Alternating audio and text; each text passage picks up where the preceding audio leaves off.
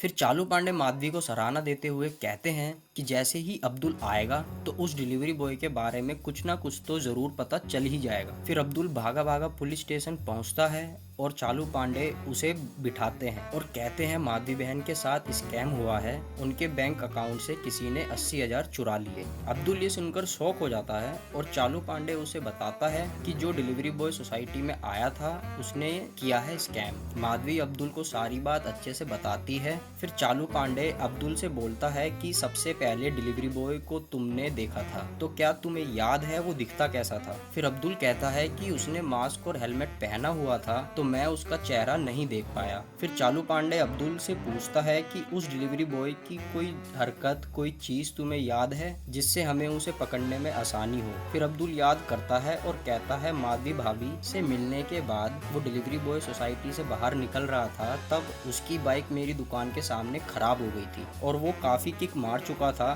फिर भी bike start नहीं हुई और आगे जाके किसी मैकेनिक से बाइक ठीक करवाने वाला था और उसने ब्लू कलर की टी शर्ट पहनी हुई थी और उसका हेलमेट येलो कलर का था और थोड़ी लंबी हाइट थी। फिर चालू पांडे अब्दुल को सोसाइटी वापस भेज देता है और माधवी अब्दुल से जाते हुए कहती है कि भिड़े मास्टर को स्कैम के बारे में कुछ मत बताना। फिर चालू पांडे जैसे ही इन्वेस्टिगेशन शुरू करने जाता है तभी उसके सीनियर का फोन आ जाता है। कोई मिनिस्टर दिल्ली से आया है तो उसके बंदोबस्त में उसकी ड्यूटी लगा देता है और उसे जाना पड़ता है। माधवी को ये सुनकर बुरा लगता है पर चालू पांडे माधवी को कहता है कि बहन जी आप चिंता मत कीजिए, बस 2 दिन की बात है और समझिए कि मैंने इन्वेस्टिगेशन शुरू कर दी है। फिर चालू पांडे बंदोबस्त पर चला जाता है और इस तरफ माधवी रोने लगती है। फिर सब लोग पुलिस स्टेशन से बाहर आते हैं और यही सोच रहे होते हैं कि गोकुलधाम वापस जाकर वो बीड़े को क्या जवाब देंगे। फिर माधवी को बीड़े का फोन आता है और वो डर जाती है और टप्पू माधवी को कहता है कि अभी बीड़े अंकल को कुछ मत बताना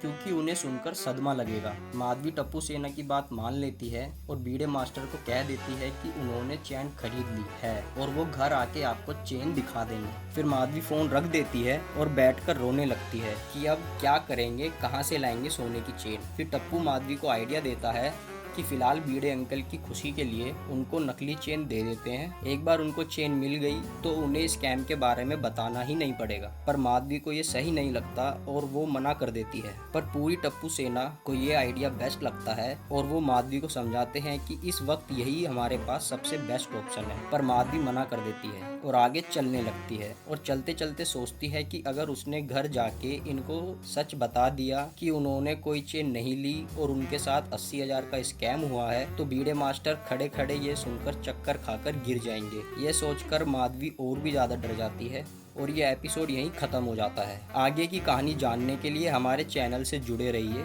थैंक यू फॉर वॉचिंग।